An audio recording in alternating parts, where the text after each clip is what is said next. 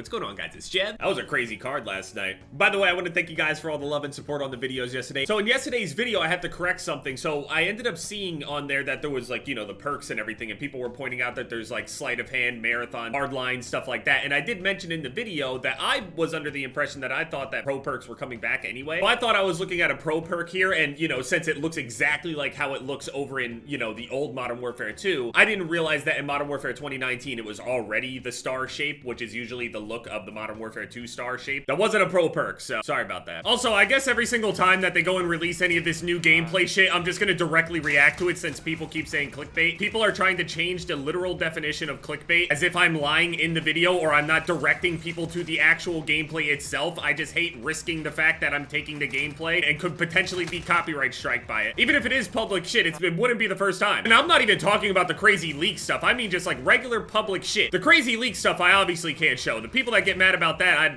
do not care. But it's like people just genuinely do not understand what the fuck that even means. The shit that I described that happened in the video is literally in that video if you watch it yourself. Like, how is that? Football season started, the NFL starting today. Well, technically, the NFL season, I guess, started like on Thursday or whatever, but I honestly haven't paid attention at all. I don't even remember what's going on with like the Eagles or anything. And honestly, I think their game is on right now. It has been for like the past hour. I just haven't paid attention at all.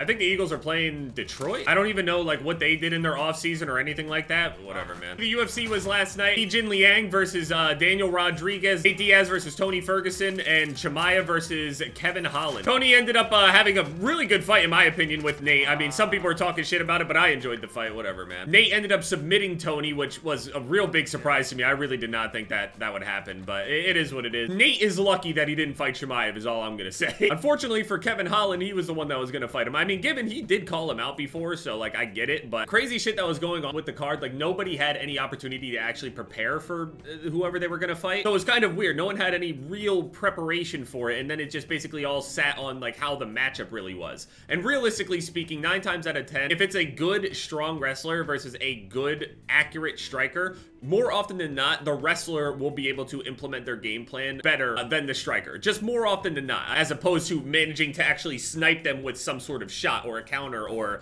catch them with a knee as they're coming in, some sort of timing related thing. Now, easier or harder doesn't make either of them easy. I'm not saying that. I'm just saying more often than not, wrestlers tend to get the better of it. So matchup-wise, already bad. Then you have to consider the fact that it's Chimaev, who has yet to actually deal with anyone who has physically matched him besides Gilbert Burns. Hamza ended up immediately taking down Kevin Holland. It's literally what he does. If you watch literally the start of every single one of his fights, I'm not joking. Literally go on YouTube and just watch the start of each and every single one of the fights that he's had, especially in the UFC. He shoots for a takedown literally within 10 seconds every single fight, no matter who it is. Now, he's got knockouts and shit. I'm not saying he's a bad striker or some shit like that. I'm not implying that. Just to clarify for people who don't really understand. What I am saying is that it's completely part of his game plan. It's literally how he opens up every single fight. It's obviously incredibly, you know, predictable, but if you can't stop it, why would he stop? Chimaev ended up taking Kevin Holland down literally within like 4 seconds or some shit like that, and they rolled a whole bunch. And I mean, Kevin was a bit better in the grappling than I expected him to be honest. He was rolling around, he was stuck in a hold for a while,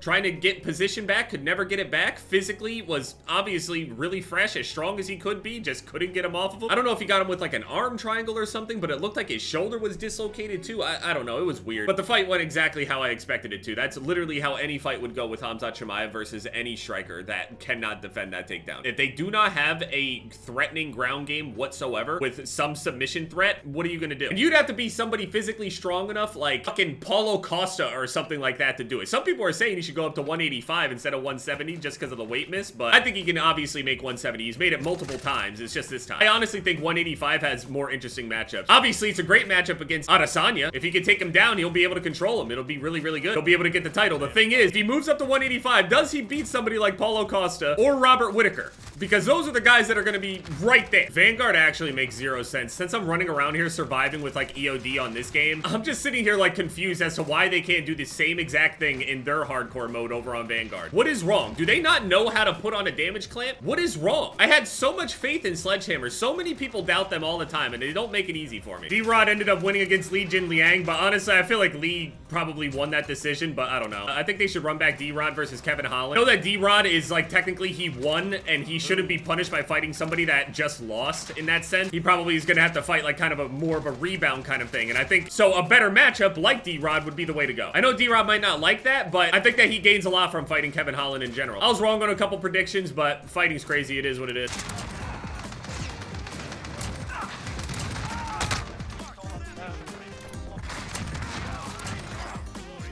All those streaks and you still couldn't get more kills than me. I don't care. I play to win. I play to win. I'm sure you do. I don't play to lose. I'm sorry that bothers me. Oh, I'm sure you do. No, I do. I won. I know. I'm agreeing with you. Oh, look at that. I won.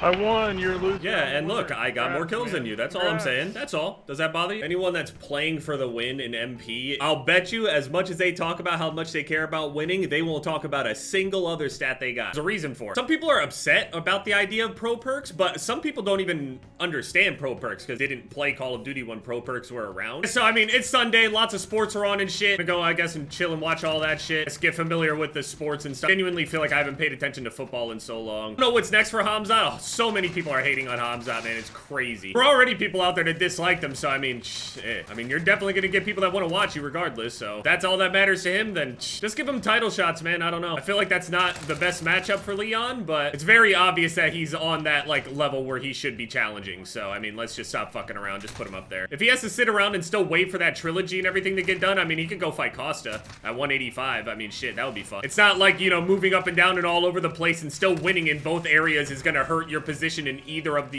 you know, standings. All you gotta do is ask for it, and people are gonna start campaigning for you to, you know, get a shot in either division anyway if you just win. So yeah, sorry about the whole pro perk confusion. I don't know. I thought it was. I didn't pay too much attention to the hardline perk in, you know, Modern Warfare 2019 itself. I'm playing it right now, and I didn't even notice that the hardline perk was still a star. I'm just a dumbass, sorry. Cool card, football. I'm sad about Tony, but it is what it is. COD Next coming up real soon. I hope that during COD Next, they just decide, yeah, fuck it, just go live right there. Instead of the day after, just do it on the day of. Why not? Like, right at the end, they're like, after all of this information we've given all of you, we're so excited for it, you can play the game right now. It's only gonna make like a few hours difference, to be fair, but whatever.